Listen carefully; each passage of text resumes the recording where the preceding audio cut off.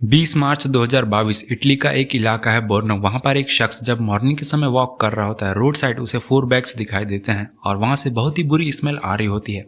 जब वो शख्स उन बैग के पास जाता है और उनमें से एक बैग को खोलकर देखता है तो वो देखता है कि उस एक बैग में किसी का कटा हुआ हाथ है, जिसे देखकर वो बिल्कुल शॉक हो जाता है और वो तुरंत पुलिस वालों को कॉल कर देता है।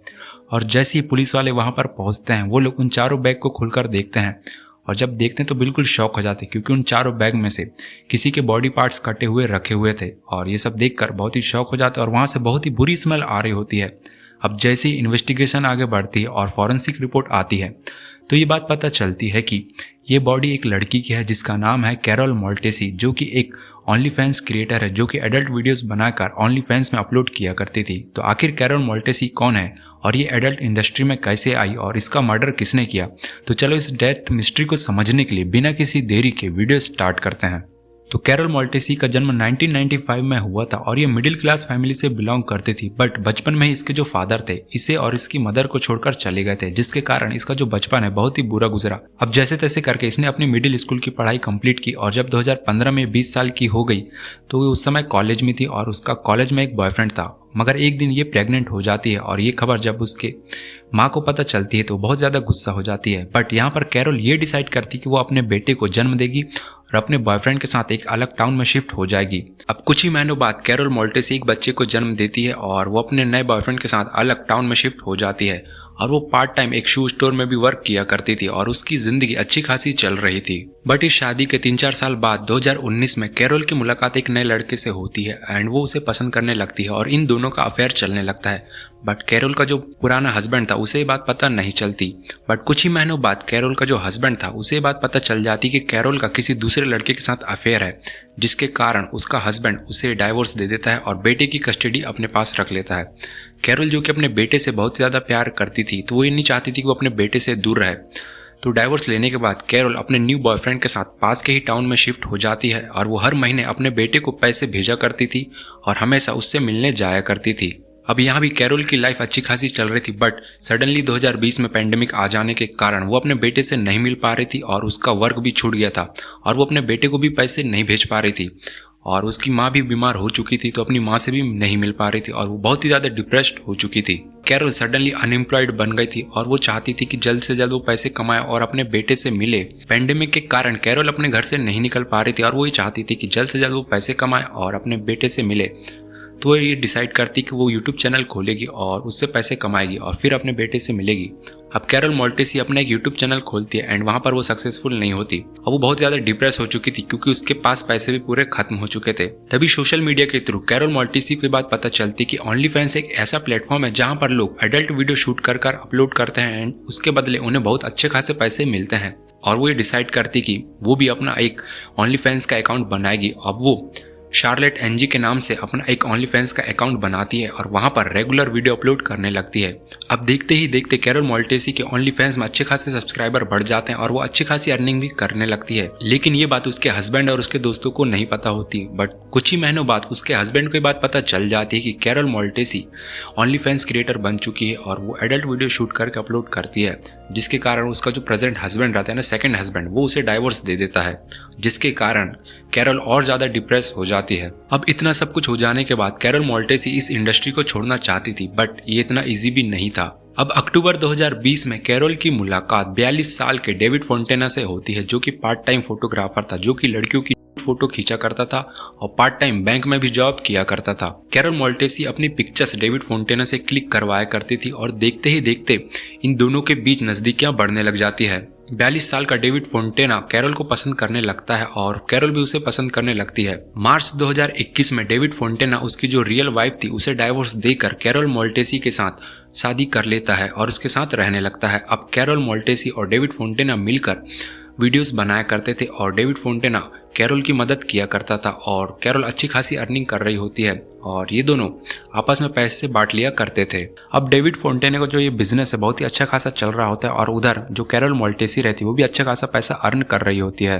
मगर कुछ ही महीनों बाद कैरोल को उस एडल्ट इंडस्ट्री के एक शख्स से प्यार हो जाता है जिसका नाम रहता है सेल्वाटोर डाल्वे। अब कैरोल मोल्टिस ये डिसाइड करती है कि वो सेल्वाटोर के साथ शादी करेगी और जहाँ पर उसका जो बच्चा रह रहा है जिस टाउन में, वहाँ अपने नए हस्बैंड के साथ वहाँ पर शिफ्ट हो जाएगी ताकि वो अपने बच्चे से मिल सके। ये सब वो पूरा प्लान कर लेती है। बट 2022 की शुरुआत में ही कैरोल मोल्टिस गायब हो जाती और सेल्वाटोर जो उसका न्यू हस्बैंड होने वाला था वो भी उसे ढूंढने लगता है।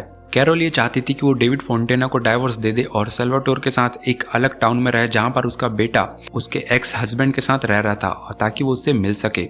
बट कैरोल मोल्टिस 2022 की शुरुआत में ही गायब हो जाती है और यहाँ पर जो सेल्वाटोर रहता है बहुत ज़्यादा परेशान हो जाता है और उसे ढूंढने लगता है।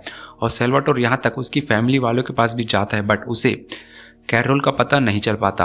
अब 2-2.5 महीने बीत जाने के बाद 20 मार्च 2022 को जब एक शख्स इटली के बोर्नो इलाके में जब मॉर्निंग के समय वॉक कर रहा होता है तो वहाँ पर उसको 4 बैग दिखाई देते हैं और वहाँ पर जब वो एक बैग खोलकर देखता है तो वहाँ पर किसी का हाथ कटा हुआ उसे दिखाई देता है, जिसके कारण वो शॉक हो जाता है और पुलिस वाले को कॉल करता है।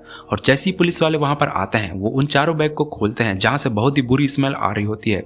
एंड जैसे वहाँ फॉरेंसिक की टीम आती है वो पूरी बॉडी पार्ट्स कलेक्ट करते हैं और उन बॉडीज में बहुत सारे टैटूज बने हुए थे। अब जब फॉरेंसिक टीम उन बॉडी पार्ट्स को लैब में लेकर जाते हैं और एनालाइज करते हैं तो उन्हें ये बात पता चलती कि ये बॉडी पार्ट्स एक लड़की की है और उसके बॉडी में बहुत सारे टैटूज बने थे। बट वो लोग ये पहचान नहीं पाते कि किस लड़की की बॉडी है और ये सब एक मिस्ट्री बन जाती है। और पुलिस वाले मीडिया के थ्रू ये बात फैला देते हैं कि उन्हें एक कटी हुई डेड बॉडी मिली है जिसके शरीर में बहुत सारे टैटू हैं और उसे मीडिया में उन फोटोज को सर्कुलेट किया जाता है। तभी इस न्यूज पर एक रिपोर्टर की नजर पड़ती है जिसका नाम रहता है एंड्रिया टोर्टेली, जो कि चाहता था कि इस केस को सॉल्व कर सके जो कि पुलिस वाले सॉल्व नहीं कर पा रहे थे। तो एंड्रिया टोर्टेली ये डिसाइड करता है कि वो इस केस को अलग से पुलिस को बिना बताए ही इन्वेस्टिगेट करेगा और वो ऐसा करता है। और 5-6 दिन बीत जाते हैं और अभी तक किसी को ये बात पता नहीं थी कि ये डेड बॉडी किसकी है और एंड्रिया टोर्टेली को भी ये बात पता नहीं थी कि ये डेड बॉडी किसकी है। लेकिन एक दिन एंड्रिया टोर्टेली को एक अजनबी का कॉल आता है और वो अजनबी टोर्टेली को ये बताता है कि आप जिस केस पर इन्वेस्टिगेट कर रहे हैं मैं उसे जानता हूँ। टोर्टेली को बात पता चलती है कि ये जो डेड बॉडी है वो है शार्लेट एनजी की, बट ये बात वो कंफर्म नहीं कर पाता। अब यहाँ पर एंड्रिया टोर्टेली शार्लेट एनजी के जो फ्रेंड्स रहते हैं एडल्ट इंडस्ट्री में उनसे कांटेक्ट करने की कोशिश करता है और उसके बारे में इंफॉर्मेशन निकालता है। तब उसे ये बात पता चलती है कि शार्लेट एनजी का नाम है कैरोल मोल्टेसी। अब वो जो रिपोर्टर रहता है वो कैरोल मोल्टेसी के घर में जाता है और पूछताछ करता है, उसके रिश्तेदारों से भी पूछताछ करता है। और वो जब पता करता है कि कैरोल मोल्टेसी कहाँ पर है तो सब लोग बताते हैं कि हम लोगों ने तो बहुत दिनों से उससे मुलाकात की ही नहीं है और वो बहुत दिनों से गायब है। अब वो जो रिपोर्टर को ये बात बहुत ज्यादा सस्पिशियस लगती है, वो सोचने लगता है कि शायद जो डेड बॉडी मिली है शायद वो कैरोल मोल्टेसी की है। और इस बात को वो कंफर्म करने के लिए कैरोल का एक मोबाइल नंबर निकालता है जहां पर वो कैरोल मोल्टेसी को मैसेज करता है। और जैसे ही कैरोल मोल्टेसी को मैसेज करता है तो सामने से रिप्लाई आता है और ये देखकर बहुत ज्यादा शॉक हो जाता है क्योंकि कैरोल मोल्टेसी तो मर चुकी थी और ये रिप्लाई कैसे दे रही है।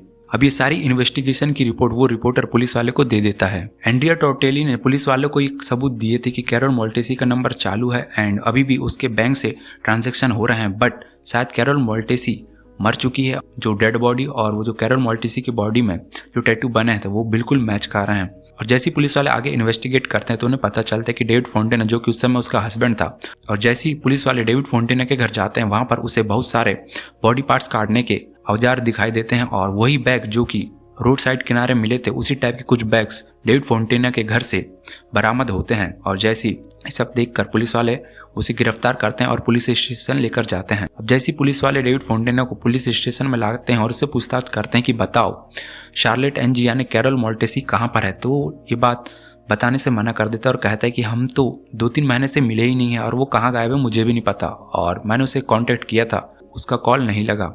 अब ये सब बोलकर वो पुलिस वाले को घुमा देता है। बट अब पुलिस वाले उसके साथ सख्ती से पेश आते हैं और जब उससे पूछताछ करते हैं तो जो डेविड फोंटेना रहता है वो सारा सच बता देता है। डेविड फोंटेना पुलिस वालों को बताता है कि जनवरी में कैरोल और मुझे एक वीडियो रिक्वेस्ट मिली थी जिसमें हमें अच्छे खासे पैसे मिल रहे थे और मैंने कैरोल को इसके लिए मना लिया था। अब डेविड ये बताता है कि जिस दिन हम ये वीडियो शूट कर रहे थे उस दिन मैंने कैरोल के सर के ऊपर एक ब्लैक कलर की झिल्ली से उसका सर ढक दिया था एंड उसके मुंह को भी बांध दिया था और उसके हाथ को भी बांध दिया था, उसके पैर को भी एक पोल से बांध के रख दिया था। अब डेविड आगे ये बताता है कि उस वीडियो की रिक्वेस्ट ये थी कि वो कैरोल को हैमर से मारे और उसके साथ इंटरकोर्स करे और यही उस वीडियो का प्लॉट था। अब धीरे धीरे करके जो डेविड रहता है हैमर से कैरोल के हेड पर वार करने लगता है और जिसके कारण कैरोल की अचानक से मौत हो जाती है, जिसे देखकर डेविड भी शॉक हो जाता है। अब डेविड फोंटेना डिसाइड करते हैं कि कैरोल की बॉडी को काट कर उनको फ्रीजर में डाल देगा और 1-2 महीने तक वो उसे फ्रीजर में डालकर रखता है। बट अब 2-3 महीने बाद जब बॉडी से बहुत ज़्यादा स्मेल आने लगती है तो और डेविड उन बॉडी पार्ट्स को कलेक्ट करके पॉलीथीन में भरकर इटली के एक इलाका रहता है बोर्नो, वहां पर फेंक देता है और वो पकड़ में आ जाता है। और ये सब कन्फेस करने के बाद जब कोर्ट में डेविड फोंटेना को पेश किया जाता है तो दलीलें ये पेश की जाती है कि डेविड फोंटेना को ये बात पहले से पता चल चुकी थी कि वो उसे धोखा देने वाली है और उसका सेल्वाटोर के साथ चक्कर चल रहा है। तो जिस बात से जो डेविड फोंटेना तक गुस्सा था और डेविड फोंटेना ने ही एक अलग अकाउंट बनाकर उस वीडियो शूट के लिए रिक्वेस्ट भेजी थी। जून 2023 में डेविड फोंटेना गिल्टी साबित हो जाता है और उसे 30 से 36 साल की सजा होती है। तो दोस्तों यहीं पर हमारी वीडियो एंड होती है। अगर आपको वीडियो पसंद आई तो चैनल को सब्सक्राइब करके वीडियो को लाइक जरूर कर देना। तब तक लिए बाय बाय, मिलते हैं हम लोग नेक्स्ट वीडियो में।